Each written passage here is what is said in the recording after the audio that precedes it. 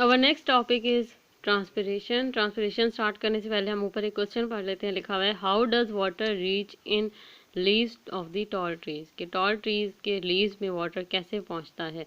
उसका आंसर यहाँ पर है, in tall trees water is pulled up through the xylem when it is evaporated from the leaves. कि जो टॉल ट्रीज हैं उनमें वाटर जो है वो ऊपर की तरफ जाता है थ्रू जाइलम से, when it is evaporated from the leaves। जितना जितना पानी जो है वो evaporate होता जाएगा। evaporate मतलब बखराहट या loss of water, the loss of moisture। once in the xylem pipe, water forms unbroken columns from the roots through stems and into the leaves।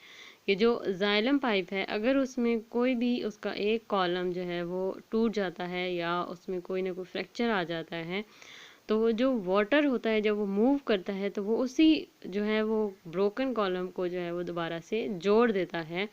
और इसी तरह फिर जितना भी वाटर और फूड होगा स्टेम से, रूट से, स्टेम्स और स्टेम से लीव्स तक वो मूव करेगा।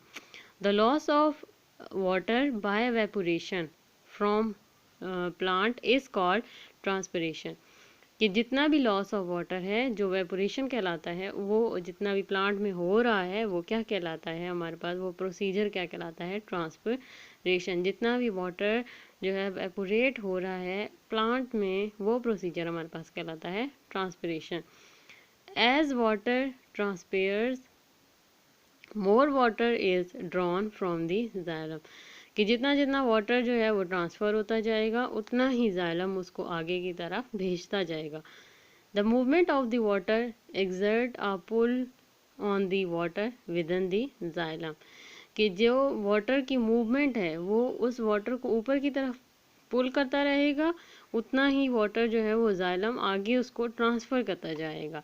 कि अगर हम एक ट्री की बात करें कि अगर एक पार्ट है, अगर इसमें जो है वो वाटर की जो है वो अमाउंट जो है वो ज़्यादा होती जाएगी तो उसके ऊपर की तरफ पुल करता जाएगा, उसकी तरफ प्रेशर एक्सर्ट करता जाएगा।